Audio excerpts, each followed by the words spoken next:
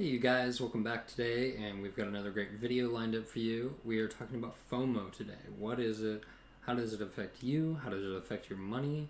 Are you alone in this? And then also just how it affected our lives when we were kind of first starting to budget, kind of figuring out the balance of saying no to friends and family, to going out to eat, and how to still have fun but be saving more money.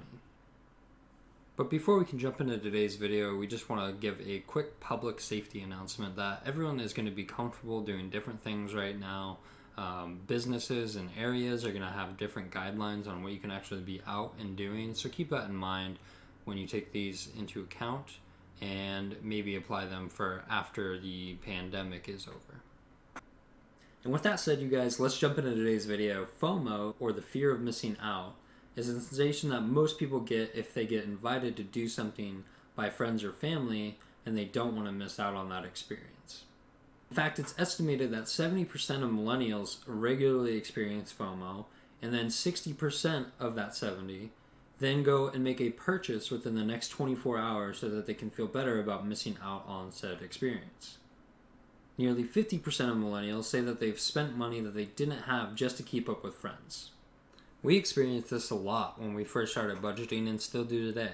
Let's face it, it's really hard to say no to friends or family when they invite you to go do something fun or go get some food or drinks. One of the biggest things that you can do today to limit the amount of FOMO that you experience is just taking a break from social media. And if you can't do that necessarily, unfollow some famous people that you might be following. You're going to be seeing the really cool cars, the really cool houses, all the really good food that they're eating. And that's just going to increase the amount of things that you're going to want to go out and spend on. So really quickly, I just want to talk about some of the tips that really helped us when we experienced a lot of that FOMO right at the beginning of our budgeting journey. We were getting invited out to eat, going out to parties, going to game nights all the time, almost every weekend, whether it was with friends or family. There was always some sort of event going on. And so just a few of the things that really helped us be able to do the things that we love, but also being really conscious about our budget and how much we were spending. So the first money saving tip when you're experiencing FOMO is to eat before you go out to a restaurant with friends.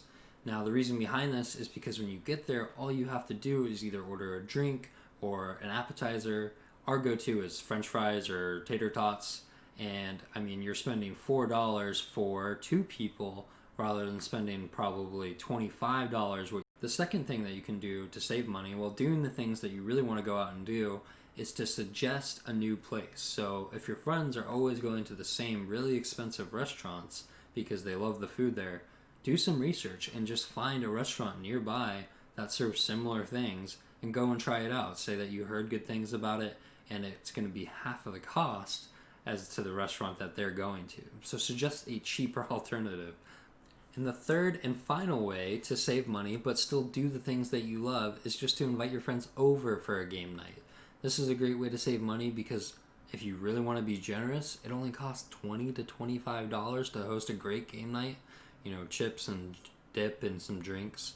And then you create a memory for your friends that lasts longer than just the day that you did the event for. So you can have another game night and remember the previous one. And it'll just be this perpetual cycle of game nights and having fun and saving money. It's a great option too because a lot of people offer to bring things. So if they want to bring chips and salsa or some sort of appetizer or drinks, whatever it is, that just spreads out the cost even more. And that's it for today's video, you guys. I really appreciate you hanging out and watching to the end. If you don't mind going down and pressing the like button, make it turn blue, and then just hit the subscribe button while you're down there for any new content. You'll see that in about a week or so. We really appreciate your interaction on the videos. It really helps get them out there so more people can see them. And what I'm really curious about is, when did you experience FOMO, and did you make a bad purchase when you experienced it? Because I know that we have plenty of times we've gone out for food when we shouldn't have. Thankfully, we never spent money that we didn't have to do so, but it wasn't in our budget and we shouldn't have been spending the money.